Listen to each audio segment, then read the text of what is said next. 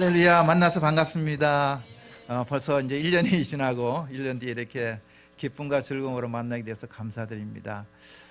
지금 태국이 엄청 덥거든요. 아마 이 인도 차이나하고 필리핀, 네팔 이쪽에 더워서 3, 4월 기간 동안에 열사병으로 죽은 분들이 50명이 넘었었어요. 아마 이 엘니뇨 현상 때문에 그렇다고 하는데 올해는 유독 더 더운 것 같습니다. 그래서 우리 여의도 순복음 대구중앙교회 모든 분들이 기도해 주셔서 건강한 모습으로 이렇게 와서 예배 드리게 하심을 감사드리고 또 여러분께 너무 감사의 말씀을 드리도록 하겠습니다. 지난해에 우리 그 단기팀 여기 온 거 기억나세요? 예, 와서 너무 정말 대접을 잘 받고 하나님의 사랑으로 잘 품어주셔서 너무 감사드리고, 이들이 이제 돌아갈 때에 어떤 고백을 하냐면은 한국에 계신 장로님, 권사님 왜 이렇게 좋으신 분들만 계시냐고, 이 감동을 받은 거예요, 그들이. 그래서 그들이 앞으로의 삶의 목표가 정해지더라고요. 왜냐하면 한국에 계신 권사님과 장로님처럼 그렇게 살고 싶다고. 이 굉장히 큰 은혜고, 그들의 젊은이들에게 그 정확한 메시지를 전달하고 본인들이 그것을 적용하겠다고 다짐한 것은 큰 은혜라고 생각합니다.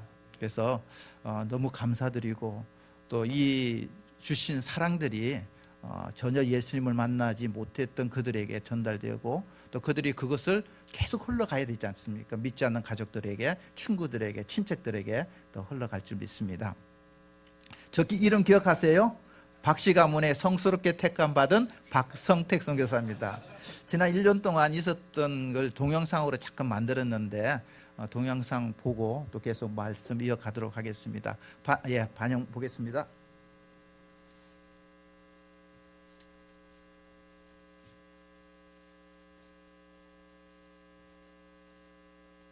음성이 안 나오. 예.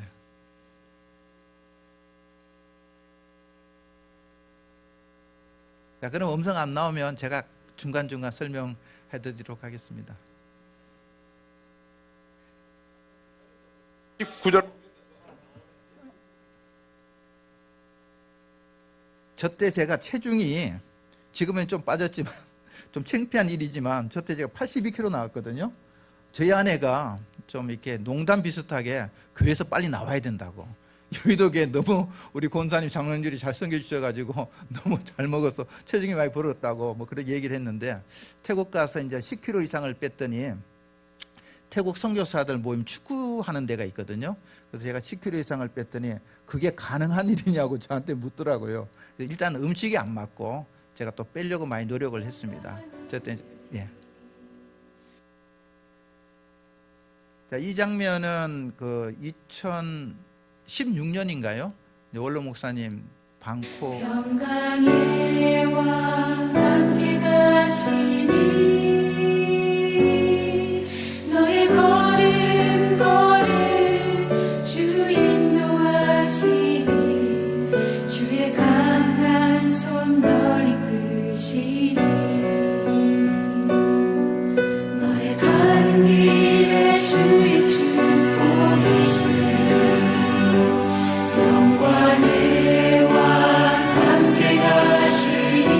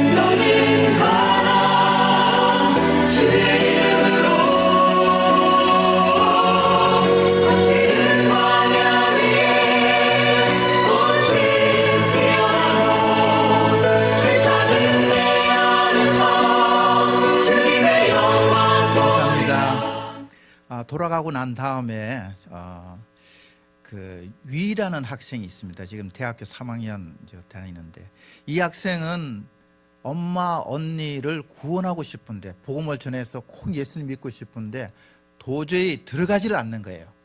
하나님에 대해서 설명을 하는데 엄마가 이해 못하고, 원래 불교니까. 언니는 2살 위 언니인데 언니도 복음에 대해서 깨닫지 못하고, 그러니까 이제 전하는 것이 한계가 되니까 저희가 아침 6시에 이 전화상으로 예배를 드리는데, 이 머리가 좋아요. 얘가 위인데 지난번에 오지는 못했는데, 한국어 찬양을 이렇게 불려주면은 얘가 이걸 번역을 해가지고 태국어로 번역을 해서 하는데, 아주 다른 사람이 번역한 것보다는 아주 탁월하게 잘해요. 이 뭐 본인이 하는 방법이 있더라고요. 손을 이렇게 짚어가면서 이거 맞춰가면서 하는데 아주 기가 막히게 잘합니다. 근데 이 언니하고 엄마를 복음을 전하기 위해서 어떻게 얘기했냐면은, 볼륨을 아침 6시에 켜놓고 자고 있는 엄마와 언니가 들을 수 있도록, 태국어 성경을 그때 아니면 읽을 수 없으니까 통성을 크게 해서 읽기도 하고, 자기가 기도하는 모습을 언니와 엄마가 들을 수 있도록, 그런 믿음을 갖고 시작을 했습니다. 엄마는 처음부터 아주 관심이 없었지만 점차적으로 어느 날 아침에 엄마가 눈을 뜨고 무슨 소리를 하고 있는지를 관심 있게 듣기 시작했다는 겁니다. 언니 또한 그렇게 친밀하게 관계가 없었는데 점차적으로 관심을 있다가 2달 전에 이 언니를 데리고 교회에 왔습니다. 할렐루야. 근데 온 게 중요한 게 아니라, 태국인들은 왔다가 간 사람이 수없이 많아요. 중요한 게 아니라 예수님을 삶의 구주로 영접하는 그 역사가 일어나야 되잖아요. 그래서 예배를 다 드리고 식사를 하고 난 다음에 제가 불러서, 잘 되지 않는 태국어지만은 그래도 확실한 복음을 전해야 되겠다. 그래가지고 그려가면서 태국어 성경 펴가면서 전했습니다. 전했더니 100%는 이해하지 못하지만 70%는 이해하겠다. 그리고 예수님을 구주로 영접하겠다는 기도를 드렸습니다. 이게 얼마나 놀라운 일이 일어났습니까? 또 한 애는 지난번에 오지는 못했지만 미얀마에서 이쪽으로 왔던 애인데, 5살 때 얘가 이제 고등학교 3학년을 끝내고 올해 대학을 가야 되는데 굉장히 포부가 컸습니다. 대학 간다는 그 희망과 소망을 갖고, 얘가 하고 싶은 직업은 가이드를 하고 싶은 거예요. 가이드를. 그래서 이제 대학을 원서를 냈더니 어느 대학에서 합격 통지서보다 합격의 그 메시지가 전달된 거예요. 너무 좋은 거죠. 얘는 등록금만 준비만 하면 되니까. 그런데 결론은 나중에 들어가지는 못했습니다. 왜냐하면은 이쪽 저쪽 서류가 필요한데, 미얀마에서 왔기 때문에 미얀마인이라는 것을 증명이 돼야 되고, 또 거기 출생 신고서가 있어야 되는데, 이 부모의 입장은 5살 때 데려오기까지 미얀마에서 출생 신고를 하지 않았던 거예요. 우리가 보면은 아기들은 출생 신고가 돼 있는데 존재하지 않는 애가 있잖아요. 얘는 거꾸로 돼가지고 사람은 존재하는데 이 서류상으로 존재하지 않는 애가 돼버린 거예요. 이 지구상에 살고 있지만 어느 국가에서도 어느 지역에서도 얘 이름 석자가 한국말로 하면은 이름이 기록되지 않는 거예요. 그러니까 태국에서도 얘를 받아줄 수가 없는 거예요. 그래서 저희가 기도를 열심히 하고 있습니다. 빨리 얘가, 가장 중요한 것은 이 부모님마저도 불법 체류가 있으니까 미얀마로 가서 거기서 출생 신고를 다시 해가지고 서류를 가지고 와서 태국에서 대학을 다닐 수 있도록 그렇게 해야 되는데, 지금 미얀마 정세가 상당히 안 좋잖아요. 미얀마 징집 이런 뉴스가 들어와가지고 많은 젊은이들이 지금 탈출하고 있습니다. 이쪽 말레이시아, 태국으로 들어오고 있는 상황에서 들어가기가 그렇게 수월치 않습니다. 그럼에도 불구하고 우리 순복음의 믿음은 할 수 있다, 하면 된다, 해보자. 그래서 끊임없이 기도를 하고 있습니다. 이 모든 것들을 통해서 여러분들 기도해 주시면 반드시 기적이 일어날 줄 믿습니다. 한 학생은 올해 고등학교 2학년인데 나짜와라는 학생이 있는데 키도 한 172가 돼요. 이 학생인데, 이 학생은 그 전에 아는 사람을 통해서 듣기를 이 자살을 많이 하려고 시도를 많이 했어요. 고등학교 2학년인데 무슨 그렇게 스트레스가 많은지 손을 이렇게 보면요, 칼로 긁었던 자국이 한두 분이 아니에요. 이쪽 저쪽. 근데 그럴 때마다 빨리 발견돼서 조치를 취하고 그래서 있는데, 어떤 사람이 해서 우리 교회에 이분을 데리고 왔어요. 낮잡아를. 근데 말을 해보니까 너무 순진하고 마음이 너무 천사같이 너무 고운 거예요. 이런 애가 왜 자살을 하게 됐을까? 그래서 예배를 드리면서 끊임없이 얘기를 했습니다. 생명은 하나님께서 우리에게 주신 거니까 우리가 소중을 여겨야 된다. 내 자신에게도 해를 끼치지 말아야 될 뿐만 아니라 남에게도 내가 생명의 위협을 가하는 일이 없도록 해야 된다고 계속해서 주입을 시켰습니다. 그랬더니 말씀이 들어가기 시작했고 얘가 하나님의 말씀을 믿게 되었습니다. 나중에 말씀을 전하면서 가끔씩 질문을 던집니다. 예수님을 누구라고 믿고 있니? 저는 예수님을 구주로 믿습니다. 예수님은 어디 계시니? 예수님은 제 마음속에 계십니다. 너는 하나님의 자녀가 된 것을 확신을 갖고 있니? 저 확신 갖고 있습니다. 그래요. 그래서 얘를 다시 불러서 그 전에 언니를 데리고 와서 영격시켰던 그 방법으로 얘에게 복음을 전했더니 자기는 예수님을 믿겠다는 겁니다. 비록 자기 가정은, 태국은 우리로 이야기하면 주민등록상에 자기 종교를 기입하게 돼 있거든요. 아버지 엄마가 무슬림이니까 얘도 자기 거기에 그 주민등록상에 무슬림으로 기록되어 있는 거예요. 지금은 자기가 힘이 없어서 바꿀 수는 없지만 나중에 좀 더 성장하면 자기는 거기 100% 크리스천이라고 좀 바꾸겠습니다. 그래서 얘가 예수님을 구주로 영접하고 예배를 드리고 있습니다. 이 세상에 희망과 소망이 없어서 자살하려고 했던 그 학생이 예수님을 만나고부터 새로운 희망과 소망을 가지고 살아가고 있습니다. 이 모든 것들이 어떻게 사람의 능력과 힘으로 가능하겠습니까? 성령 하나님께서 우리를 도와주셔서 정말 기적이 일어나고 이적이 일어나는 것이 아니겠습니까? 대구 중앙교회에서 많은 기도에 그 응답이 우리에게 상달이 되어서, 우리에게 전달이 되어서 그 현장에서 우리는 알지 못하는 수많은 영혼들이 계속해서 주님께로 돌아올 줄 믿습니다. 우리 예배 전에 목사님하고 같이 기도했지만요, 한 번 더 기도했으면 좋겠습니다. 단 1분이라도 성령님, 방콕 순부원교회가 날로 부흥될 뿐만 아니라 또 이 우리 대구 중앙교회도 부흥의 역사가 일어나서 가는 선교사, 보내주는 선교사 연합하여 하나님의 나라가 확장되기를 소원합니다. 단 우리 주여 1창 부르고 한번 1분만 기도하고 시작하겠습니다. 주여 할렐루야. 하나님 감사합니다. 우리를 택한 족속 왕같은 제사장 거의 소유된 백성으로 삼아주시고 오늘 신령과 마음과 온 마음을 다해서 살아계신 하나님을 경배하고 찬양하게 하심을 감사를 드립니다. 대구 중앙교회에 날마다 은혜가 넘치게도 하시고 이 재단에서 흘러나가는 그 은혜가 수많은 영혼들에게 전달되게도 하시고 날로 부흥의 역사가 넘쳐나게도 하시고 우리 교인들 가정마다 은혜가 넘치고 성령 충만함이 넘치고 날마다 승리하는 삶 되게 인도하여 주시옵소서. 방콕 순복음교회도 주께서 함께 하심으로 말미암아 이름도 얼굴도 모르는 수많은 영혼들이 구주 예수님 영접하고 영생을 소유하는 놀라운 역사가 있게 인도하여 주시옵소서. 계속해서 주님의 나라는 확장되게 도와주시옵시고 계속해서 주님의 나라가 확장될 때마다 세계 곳곳에서 주님을 찬양하는 놀라운 역사가 일어날 수 있도록 성령님 인도하여 주시옵소서. 오늘 이 시간에 예배 가운데 기적이 일어나고 이적이 일어나게 도와주시옵시고 문제가 해결되게 도와주시고 병마가 한 길로 왔다가 7길로 떠나가는 놀라운 역사가 있게 인도하여 주시옵소서. 할렐루야. 감사합니다. 홀로 영광 거둬 주시옵소서. 할렐루야. 날 사랑하심 날 사랑하심 날 사랑하심 성경에 쓰였네. 평안을 내게 끼치노니 곧 나의 평안을 내게 주노라.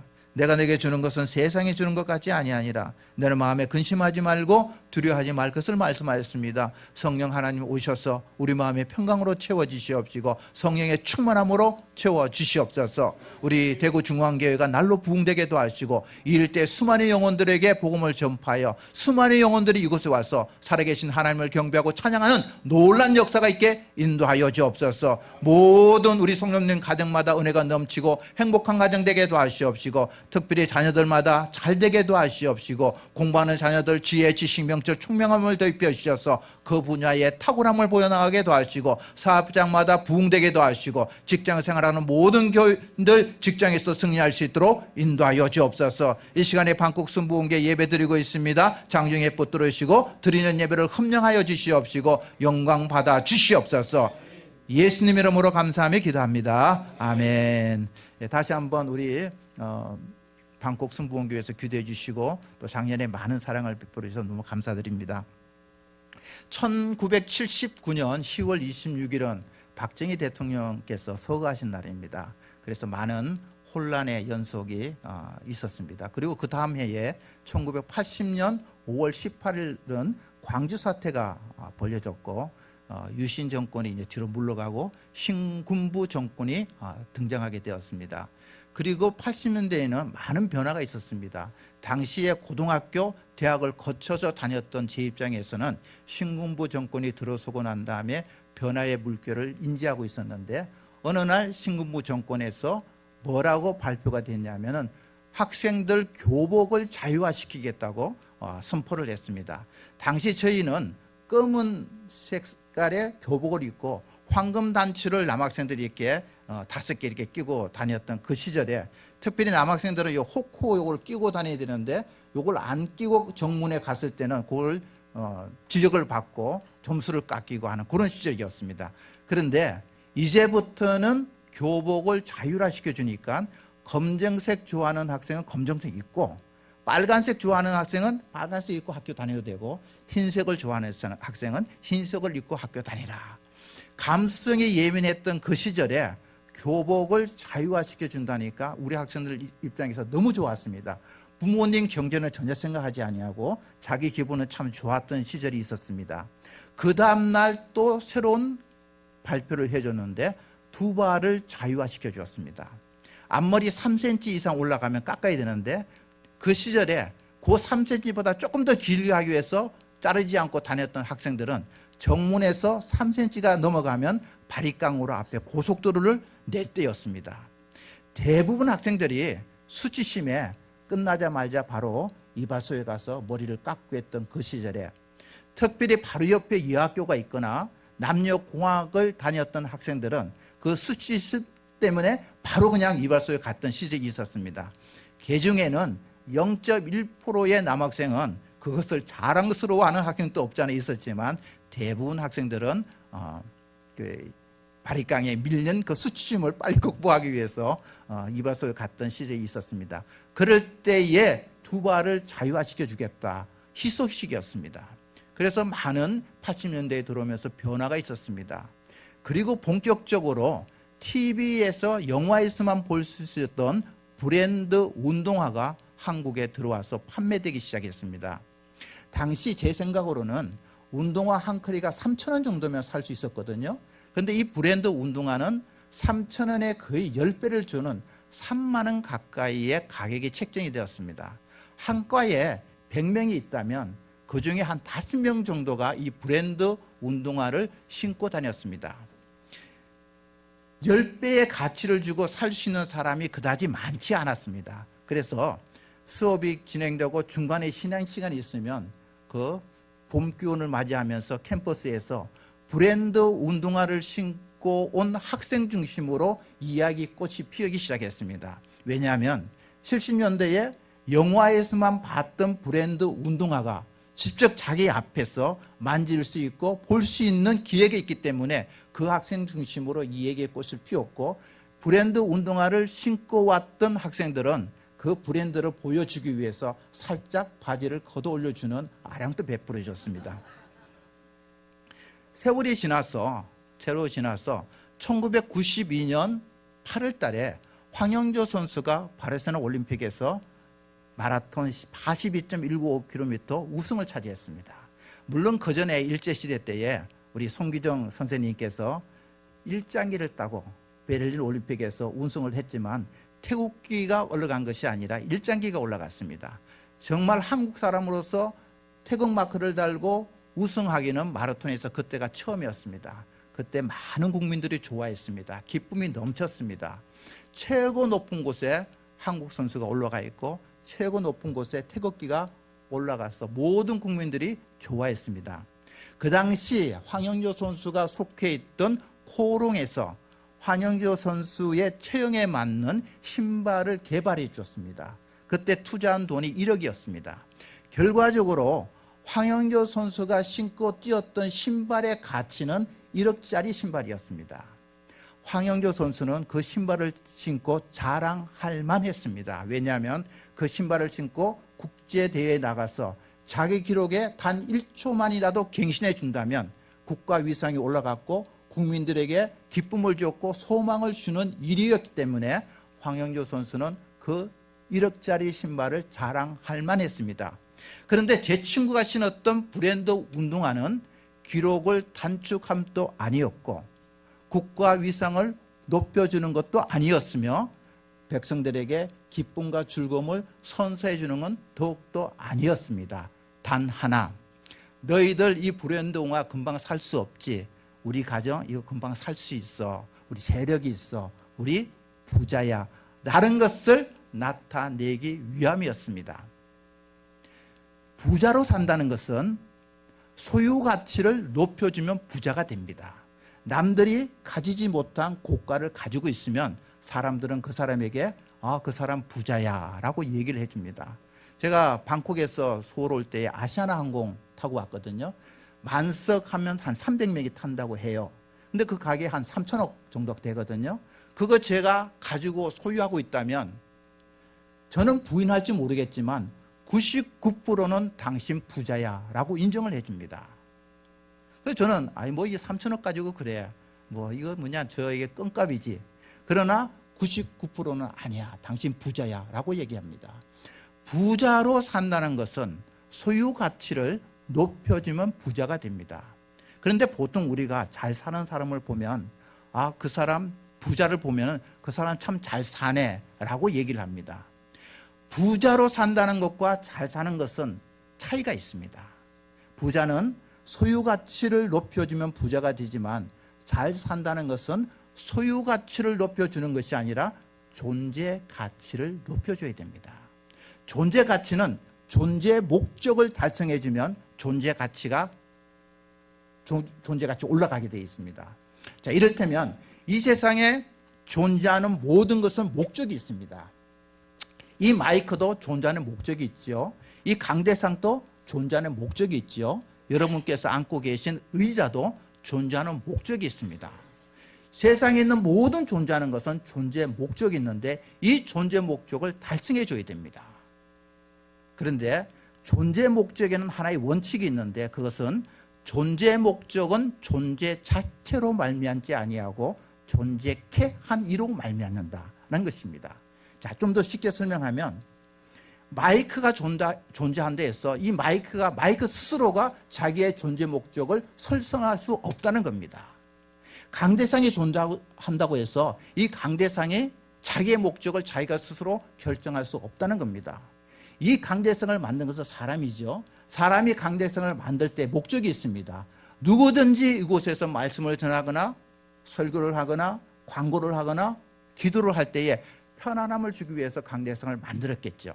그런데 이 강대상이 그것을 무시하고 의인화시켜서 오늘은 날씨가 화창하니까 좀 편안하게 사람들 와서 맞이하고 오늘은 좀 날씨가 또 비가 오니까 조금 기분도 그런데 이렇게 하면 안 된다는 거죠. 마이크도 마찬가지입니다. 오늘은 사람들이 좀 많이 왔으니까 성능 좋게 좀 해야지. 어떨 때는 또 날씨가 또 비가 오고 하니까 오늘은 좀 그러네. 이렇게 했으면 안 된다는 거죠. 그렇게 되면 목적을 달성할 수 없고 목적을 달성할 수 없는 것은 시간이 지나면 감춰지고 사라지게 되는 거죠. 마찬가지로 인간 또한 생명이 있어 이 세상을 살아가지만 우리 스스로가 우리의 목적을 설정할 수 없다는 겁니다. 우리를 존재케 하신 그분의 목적에 따라 우리가 살아가는 것이 잘 사는 길이라는 것입니다. 그러면 우리를 존재케 하신 분이 누구일까요? 하나님이시죠. 하나님이시죠. 창세기 1장 26절, 27절, 28절에 하나님이 가라사대 우리의 형상을 따라 우리의 모양대로 우리가 사람을 만들고 그로 바다의 고기와 공중의 새와 온 땅과 육축과 기는 모든 것을 다스리게 하자 하시고 하나님이 자기 형상 곧 하나님의 형상대로 인간을 창조하시되 남자와 여자를 창조하시니라. 하나님이 그들에게 복을 주시며 그들에게 이르시되 생육하여 번성하여 땅에 충만하라. 바다의 고기와 공중의 새와 땅에 기는 모든 것을 다스리게 할 수 있는 권한을 인간에게 주셨습니다. 그런데 인간은 유독 하나님의 형상대로 창조받았잖아요. 형상대로, 인간만. 그 형상의 의미는 크게 두 가지로 인간은 생각할 수 있다는 겁니다. 생각할 수 있다는 겁니다. 우리는 끊임없이 발전합니다. 제가 초등학교 때 어른들이 하는 얘기를 들었는데 앞으로 세월이 많이 지나면 한 사람이 한 대의 휴대폰을 가지고 다닐 것이다. 그 초등학교 때 그 이해를 못했습니다. 지금은 공중전화가 많이 없지만 제가 초등학교 다닐 때는 공중전화가 너무 많았습니다. 그 무거운 거를 어떻게 들고 다니지? 그 선 연결은 또 어떻게 하지? 이쪽 저쪽 꼬이면 어떻게 하지? 초등학교 때 그 생각을 넘지 못하니까 이해를 안 갔거든요. 근데 인간은 끊임없이 발전하다 보니까 처음에 나왔던 핸드폰은 엄청 컸잖아요. 무전기처럼. 지금은요, 요 손목에 시계 겸 전화기가 사용될 수 있죠. 끊임없이 발전합니다. 그런데 사자나 호랑이를 보면요, 그들은 발전을 못합니다. 본능적으로 살아갑니다. 인간은 끊임없이 새로운 요리를 만들고 고기를 먹을 때 양념으로 만들까 뭐 로스구이를 만들까 끊임없이 발전하잖아요. 사자와 호랑이는 1000년 전이나 2000년 전이나 3000년 전이나 그냥 날 것을 먹는 겁니다. 그들은 발전할 수가 없습니다. 왜? 본능적으로 살기 때문에. 우리 인간은 하나님의 형상으로 지원받았기 때문에 끊임없이 발전합니다. 두 번째는 인간은 선택할 수 있는 능력이 있습니다. 방콕에서 한국 들어가는데 대한항공 타고 갈까? 아시아나 타고 갈까? 진에어를 타고 갈까? 에어부산을 타고 갈까? 오늘 요번에 금년에는 아시아나 타고 가야지.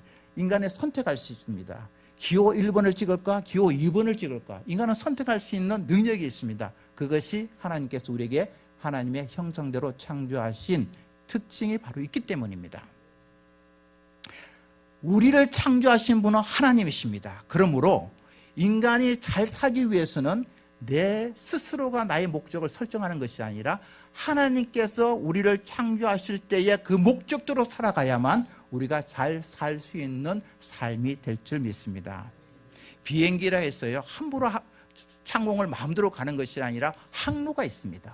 그 항로대로 가야만 제 시간에 도착할 수 있고 사고 없이 무사히 갈 수 있습니다. 배라고 해서 5대양 6제주 다닐 때에 마음대로 가는 것이 아니라 배도 뱃길이 있습니다. 제가 내려올 때 KTX 타고 내려왔는데요. 그 열차 또한 선로가 있습니다. 그 선로로 가야만 안전 가운데 도착할 수 있고 제 시간에 도착할 수 있습니다.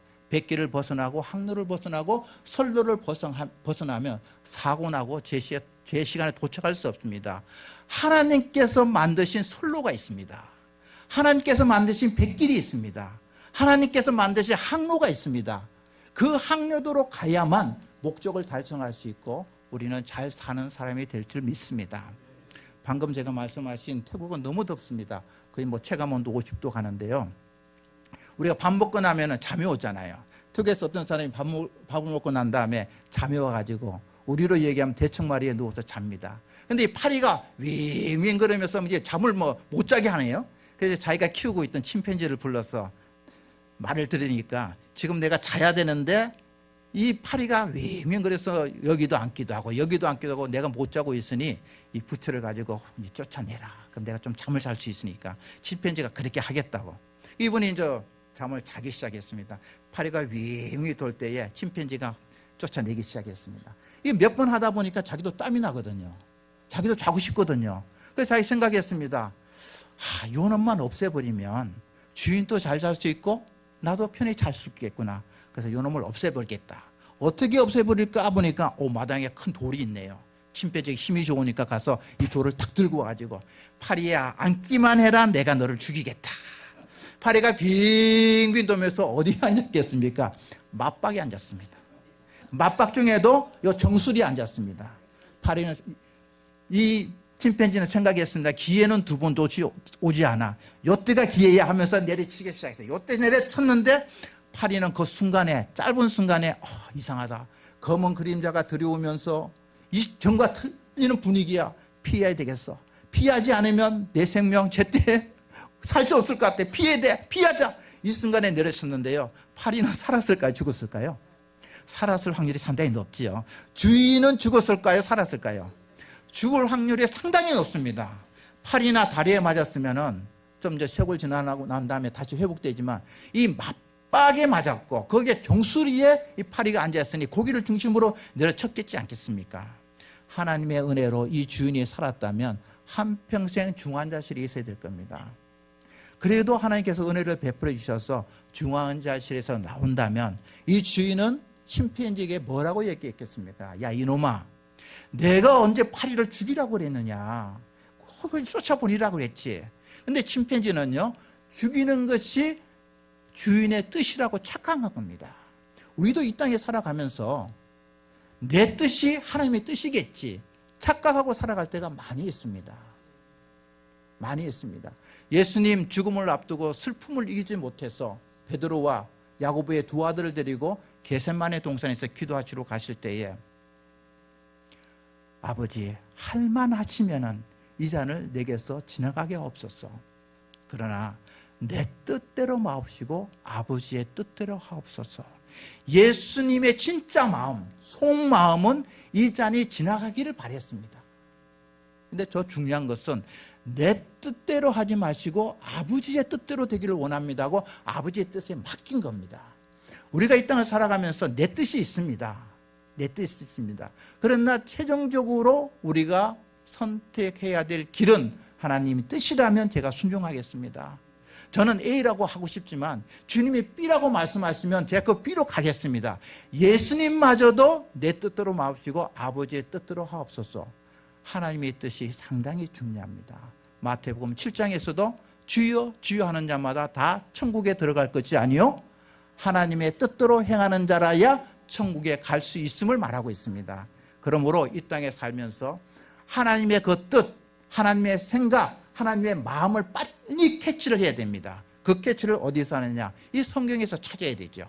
성경에서 찾아야 됩니다. 그래서 오늘 이 시간에 우리가 잘 살기 위해서는 하나님이 우리를 창조하신 창조 목적을 달성하면 우리가 잘 살 수 있는데 그 목적 달성은 하나님의 마음을 알아야 됩니다.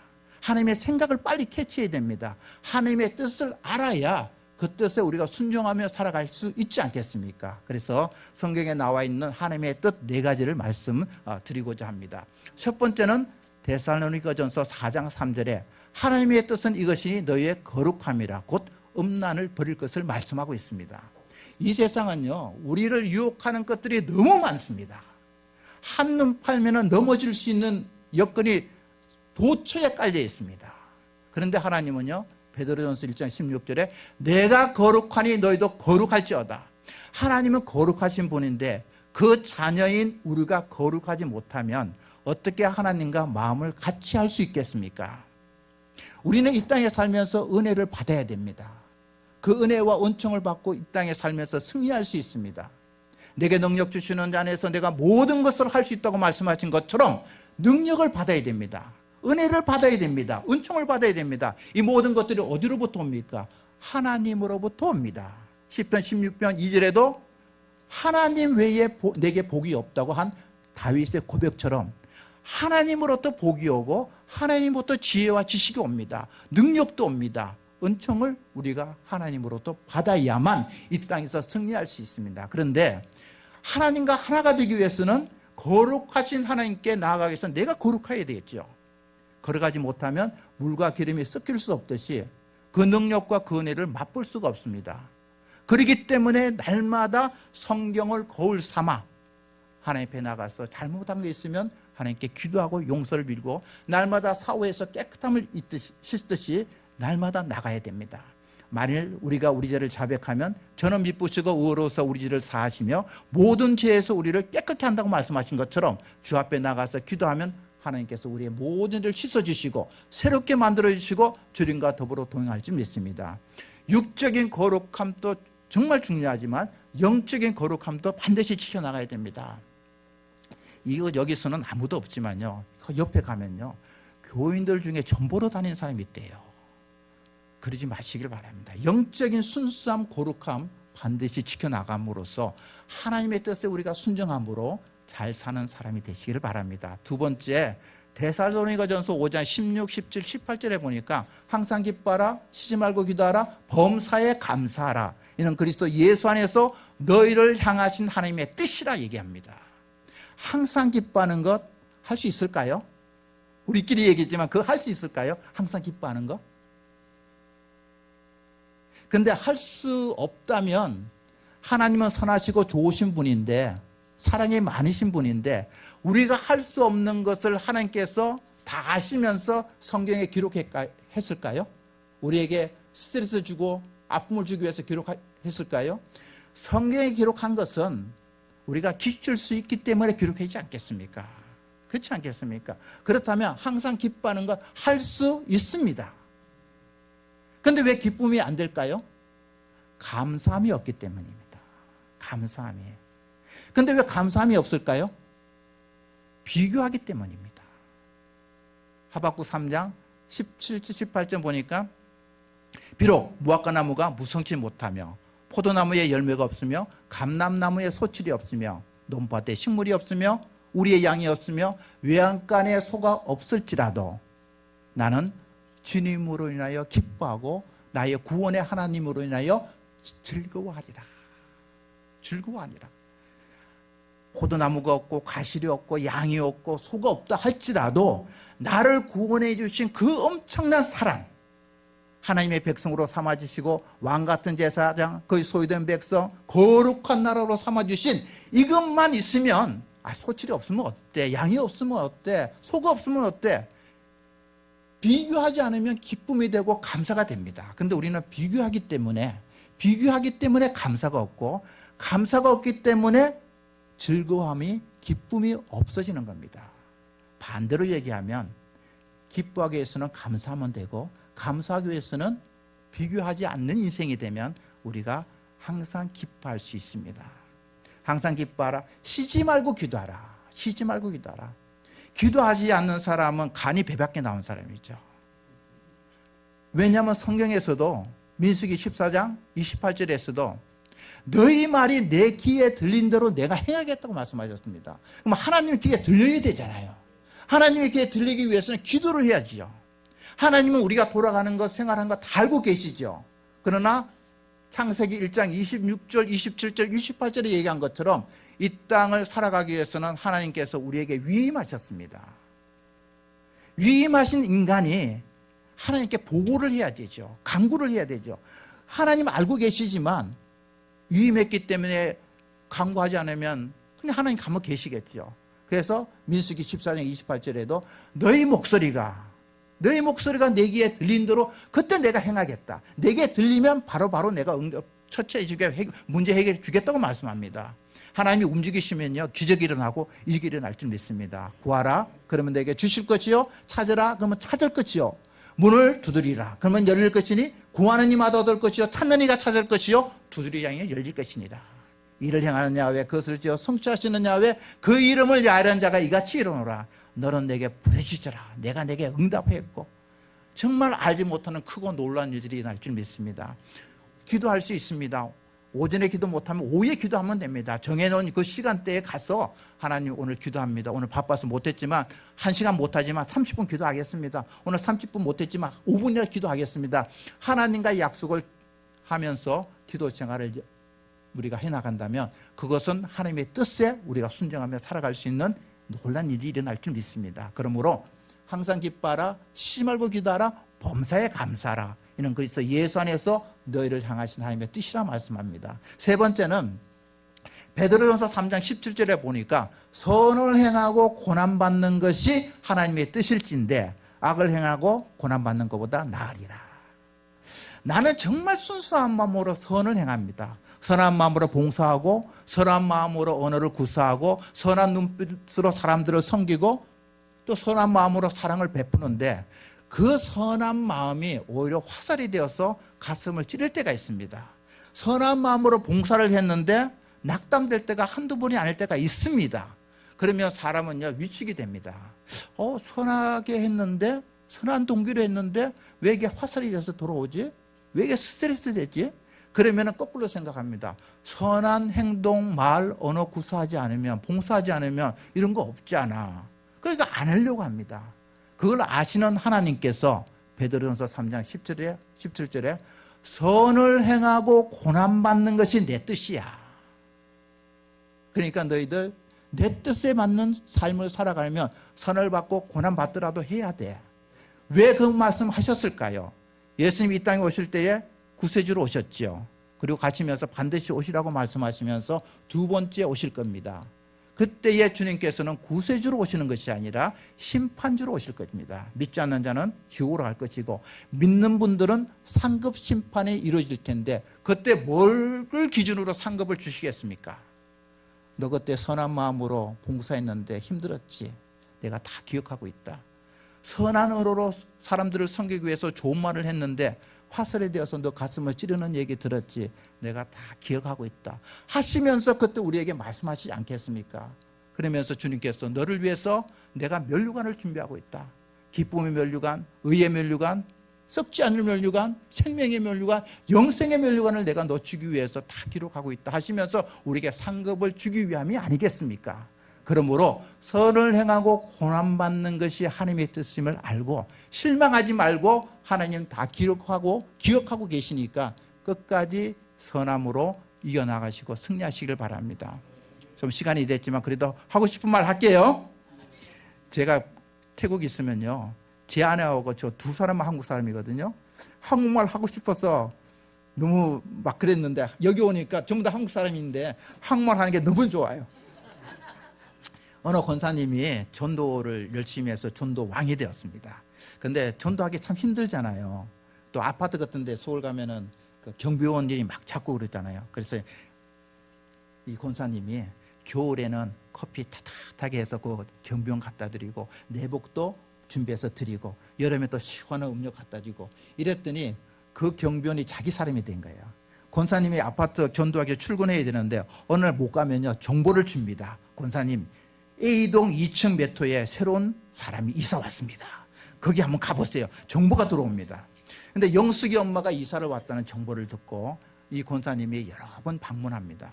보통 요즘 저 오니까 음식값이 많이 올랐대요. 보통 한 이제 만으로 따지면 한 끼에 한 10끼만 사주면 사람이 마음이 조금씩 변화되기 시작합니다. 그래서 이 권사님이 여러 가지 뭐 간식도 과일도 사주며 방문했는데 처음에는 이 사람이 방문하니까 맞이했는데 갈수록 계속 찾아오니까 이 영숙 엄마가 화가 났습니다. 그래서 오지 말라고. 오지 마라 그래도 전도방은 또 가잖아요. 포기하지 않고. 갔습니다. 갔더니 영숙이 엄마 점점 더 강도가 높아집니다. 내가 오늘까지만 당신을 용서하지만 다음에 오면은 당신 가만히 있지 않을 거야. 한다. 오지 마. 근데 이 권사님 또 찾아갔습니다. 찾아갔더니 배를 누르고 문 여는 순간을 기다렸는데 문을 여는 순간에 영숙이 엄마가 뭘 준비했냐면 이 바가지에다가 물을 딱 준비하고 있다가 물을 여는 순간에 권사님 얼굴에 진짜 이 온몸이 그냥 물로 적셨죠. 그러면서 하는 소리가 당신 다음에 한 번 더 오면 더 각오를 해야 될 거야. 오지 마. 그런데 이걸 포기하지 않고 권사님 그 다음날 또 갔습니다. 영숙이 엄마 그 다음에 뭘 준비했냐면요. 띵동 눌렀더니 문 여는 순간에 세차장 가면 그 호수 있잖아요. 세차장 가면 차 씻는 호수. 그거를 딱 준비하겠다가 문 열자마자 그걸 갖다 쏴 붙였습니다. 근데 그게 엄청난 강력한 파워를 갖고 있잖아요. 그 물 때문에 권사님이 쓰러졌습니다. 온몸이 그냥 물로 다 적셨습니다. 그러면서 하는 소리가 이제는 오면 이거보다 더 큰 일이 벌려질 거야. 오지 마. 권사님 일어나가지고 마음을 추스리면서 이제 집으로 향합니다. 이제 태양은 넘어가면서 석양은 지고 남편 밥 해줄 시간인데 지금 자녀이 뭐 하고 있나 생각하면서 찬양을 부릅니다. 하늘 가는 밝은 길이 내 앞에 있으니 슬픈 일을 많이 보고 늘 고생하도다. 하늘 영광 밝으니 어둠 그늘 해치니 예수 공로 의지하여 항상 빛을 보도다. 권사님 집에 가서 재정비를 했습니다. 이렇게 무방비 됐으면 안 되겠다. 딸에게 전화했습니다. 딸아, 너 입는 검은 그 자켓 가죽 잠바 있지? 예, 있습니다. 그거 한 세트로 가지고 와라. 가능하면 바지는 딱 붙는 옷으로 가져와라. 겨울에 신는 검은 워커, 이 여자 무릎까지 오는 거, 그것도 가져오고 검은 장갑이 있으면 그것까지 가져와라. 어머님, 한여름에 왜 이 검은 이 가죽 장바가 필요합니까? 주의 복음을 위해서는 필요할 때가 있단다. 가지고 와라. 아들에게 전화했습니다. 아들아, 오토바이 탈 때 헬멧 쓰는 거 있지? 그거 검은색으로 하나 가지고 와라. 그래가지고 권사님 그 다음 아침에 딱 무장을 했습니다. 고을 앞에 섰으니 완전 무장한 상태가 되었습니다. 그리고 시험업을 크게 하며 영숙이 엄마 집으로 향했습니다. 배를 탁 눌렀습니다. 이번에는 영숙이 엄마가 어떻게 공격할까? 본인도 기대가 되었지만 또 한편에서는 또 이 무방비로 또 당하지 않을까? 그래서 배를 눌렀습니다. 보통 때 같으면요, 배를 딱 누르면 문이 열리자마자 공격이 들어오는데 이 문이 열리지 않는 겁니다. 영숙이 엄마도 그 다음날 그 저녁에 생각했습니다. 자기의 필살기인 마지막 방법이 곰호수로 쏘는 건데 이거 쓰고 난 다음에 또 다른 방법을 찾아야 되는데 한밤을 생각했는데 생각이 잘 안 났던 상태였습니다.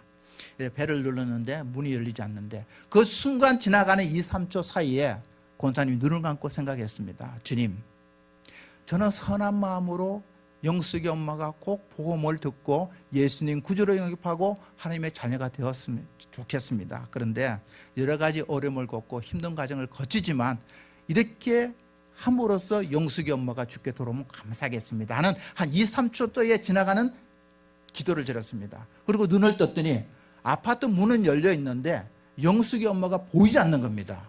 이 사람이 어디 갔나 보니까 밑에를 쳐다보니까 영숙이 엄마가 무릎 꿇고 두 손을 높이 들면서 지금까지 살아오면서 당신 같은 사람은 내가 처음 봅니다. 내가 나를 삶아 먹던 굽어 먹던 마음대로 하십시오 하고 두 손을 들고 그 얘기를 하고 있다는 겁니다. 그래서 권사님이 안 그래도 더운데 손을 잡고 들어가서 가죽 장바 벗기고 찬양 한 10대국 하고 통성으로 기도하고 이때가 기회다. 이때를 놓치면 안 되겠다 하고 복음을 전하고 영숙이 엄마가 그 자리에서 예수님을 믿었다는 겁니다. 우리가 복음을 전할 때도 선한 마음으로 하고 정말 착한 마음으로 하는데 고통과 근심과 화살이 내 가슴을 찌를 때가 있습니다. 이럴 때에 우리가 실망하지 말고 주저앉지 마시고 하나님의 뜻이야.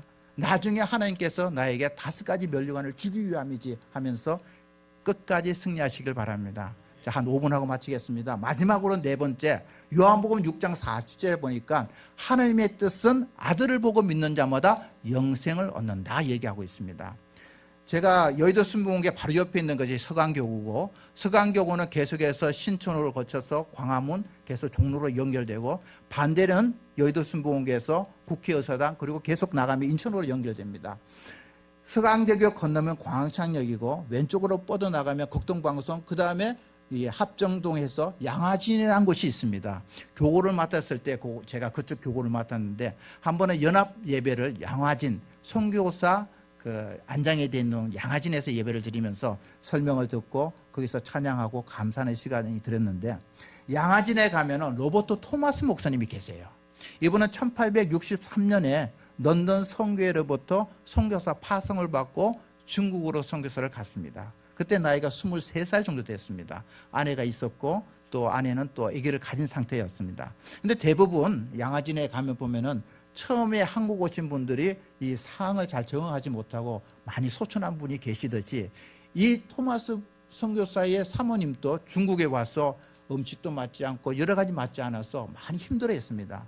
더 충격적인 것은 이 사모님이 알고 지내는 분이 적응을 못하고 소천하게 되고 그 충격으로 가졌던 아기가 유산이 되었습니다. 얼마 있지 않다가 이 아내마저도 소천하게 되었습니다. 그 당시에 토마스 선교사는 내륙 선교를 위해서 가고 없었던 그런 상황이었습니다. 그때에 토마스 선교사가 와서 보니까 아내가 소천하게 됐고, 당연히 소천하게 되니까 이 아기마저도 볼 수가 없는 상황이었습니다. 얼마나 충격이었겠습니까? 그래서 계속 선교를 하지 못하고 잠시 중단하고 있을 때에 성공회소서 윌리엄스 목사가 시간이 지나고 난 다음에 우리가 선교사로 부름을 받았는데 계속 이 일을 해야 되지 않겠느냐고 용기를 주었습니다.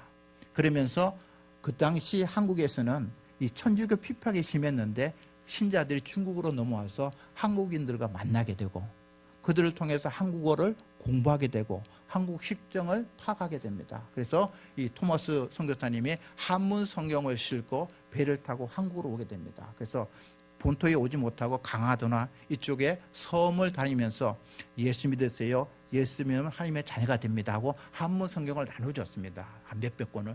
그 다음에 다시 중국으로 가서 준비를 하고 난 다음에 우리가 잘 알고 있는 것처럼 미국 상선 제너럴 서머너를 타고 통역관으로 같이 다시 오게 됩니다. 그때도 한문 성경을 들고 같이 오면서 나눠지기 시작하는데 이 제너럴 서머너는 우리가 다 알고 있는 것처럼 대동강 정착하고 있고 상선이기 때문에 이 같이 물건을 파고 하는 협상을 하기를 원했는데 대원군의 세국 정치로 우리는 하기 싫다 돌아가라. 근데 돌아가지 않을 때에 이현익이라는 우리로 얘기하면 한 중대장급에 해당하는 사람이 우리는 그걸 하기 싫으니 가서 우리가 나중에라도 뭐 시간 되면 하지만 지금은 싫다 이렇게 했더니 이 제너럴 서먼의 선장이 그 사람을 내보내지 않고 감금을 해버렸습니다. 그랬더니 이현익의 부하들이 우리로 얘기하면 열받치겠죠. 그 배에다가 불을 질렀습니다. 그래서 거기서 많은 사람이 죽게 되고 그때의 토마스 선교사하고 몇 분들이 강물로 뛰어들었고 생포가 되어서 대강 보리밭에 무릎 꿇고 죽음을 기다리고 있을 때에 그 당시 박영식이라는 사람이 다음같이 고백합니다. 내가 이 칼로 그를 목을 자르지 않을 수는 없었지만 그가 건네는 것을 받지 않을 수도 없었다. 그가 건네는 것은 성경책이었습니다. 한문으로. 그래서 끝까지 예수님 믿으세요 라고 건넸습니다. 그런데 그것을 박충건이는 받고 바로 버렸죠. 그리고 그를 목을 쳤고 우리 토마스 선교사님은 젊은 나이인 27살 27세에 순교를 하게 되었습니다. 이 성경책이 그 대동강에 널려져 있을 때에 그 당시 13살 되는 채치량이라는 소년이 이 성경을 들고 그 당시 성경은 금서였으니까 금서를 담당하는 박영식이라는 사람이 갖다 줬습니다. 박영식이가 읽어보니까요 너무 이게 종이가 좋은 거예요. 그 당시로 봤을 때는. 그랬더니 이 박영식이는 자기 집을 벽지로 만들었습니다. 결과적으로 말씀이 집이 되었습니다. 말씀이 집이 되어 보니까 이 집에 토마스 선교사의 목을 자랐던 박충근의 조카가 그 집에 방문했는데 말씀이 집이 된 걸 보고 그 말씀이 자기한테 꽂힌 거죠. 그래서 예수님을 믿게 되는 역사가 일어났습니다. 최치량이가 많이 자라서 이 말씀의 집을 자기가 사서 여관으로 사용하면서 돈을 벌었습니다. 그리고 그 옆에 있던 널달리 교회에 널달리 지방에 집을 한 채 사가지고 널달리 교회로 만들었습니다. 이 널달리 교회는요 1907년도에 평양 대부흥회를 이루었던 장대현 교회의 모체가 되었습니다. 토마스 선교사는 순교를 당하고 갔지만은 그 뒤에 많은 분들이 예수님을 믿게 되고 주님께로 돌아온 놀라운 역사가 일어났습니다. 목을 잘랐던 박충근이도 나중에 마페 선교사를 만나서 회개하고 예수님을 구주로 영접하고 그 남은 생애의 마지막은 교회 영수로 지내다가 우리로 얘기하면 교회 장로님의 역할을 하다가 천국 간 것을 우리는 자료를 통해서 알 수가 있습니다. 우리는 누군지는 모릅니다.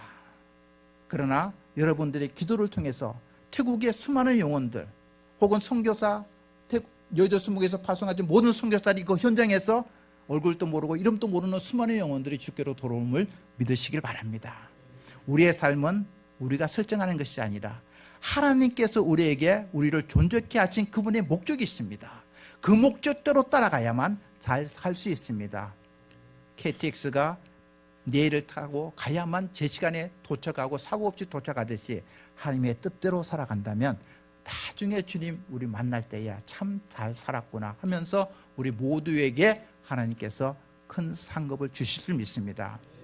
우리 여기 계신 모든 분들 그때에 우리 하나님 만났어, 예수님 만났어 영광 돌리고 감격의 눈물을 흘릴 것 생각하며 승리하시길 바랍니다. 성령님 여러분들 도와주시고 성령님 여러분과 함께 계심으로 말미암아 승리하며 좋은 일이 끊임없이 일어날 줄 믿습니다.